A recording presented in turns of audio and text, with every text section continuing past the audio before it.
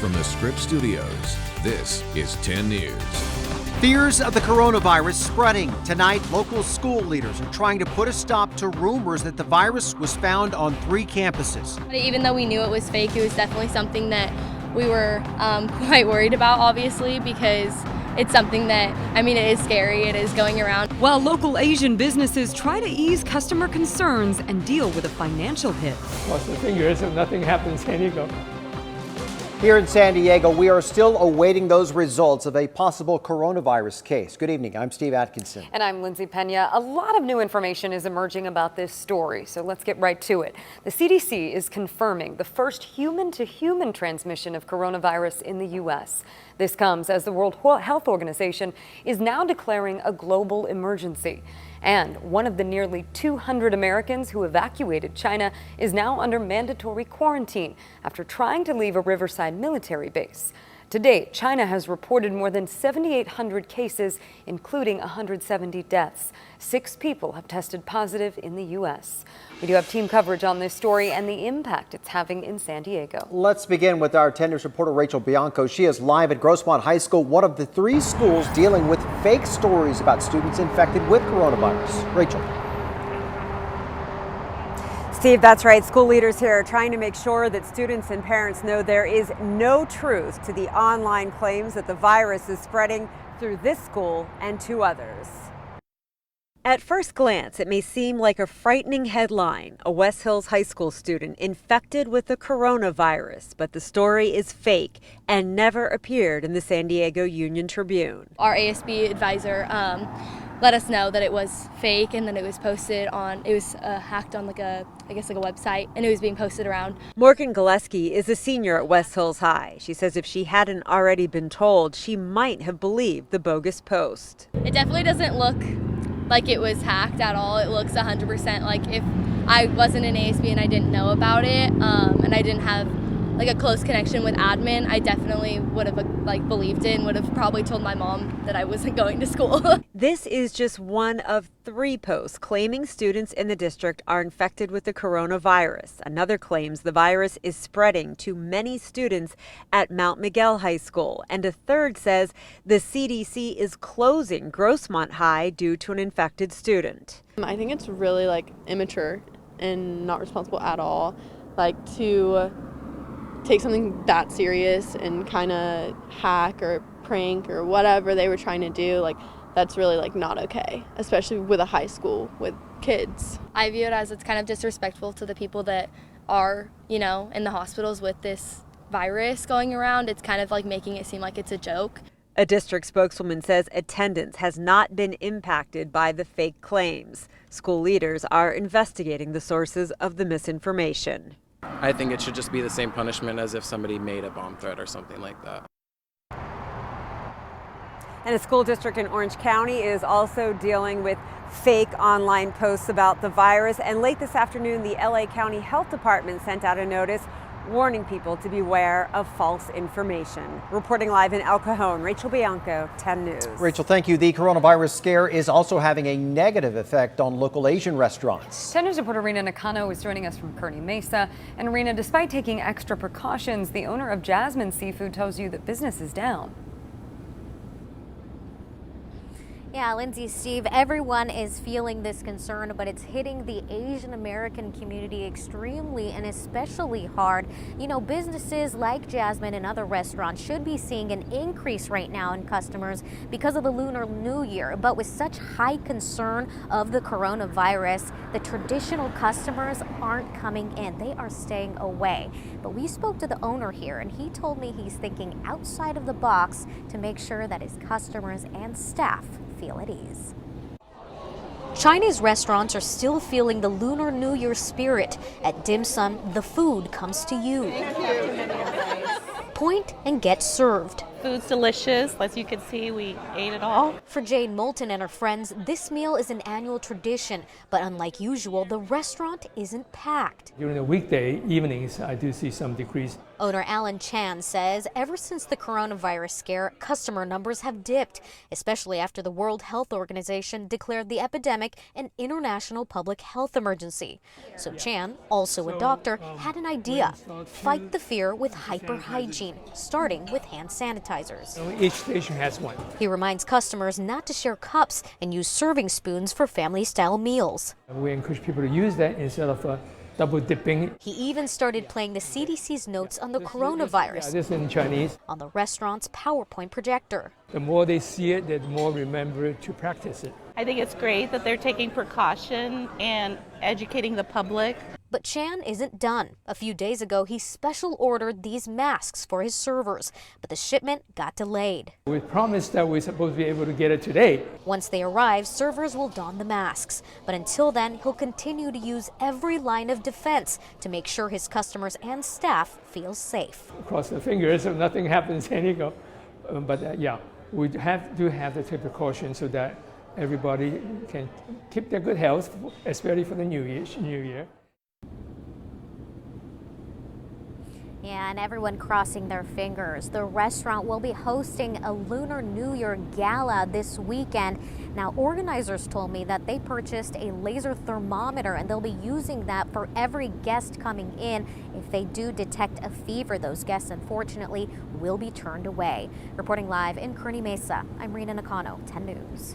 Thank you, Rena. And you can keep up with any developments on the coronavirus by downloading our free mobile app. Just go to the App Store and search 10 News. All right, now to a 10 News follow-up. A much different scene in downtown La Mesa more than a week after a businessman was arrested for attacking news crews outside his clothing store while trying to ask him about accusations of inappropriate behavior.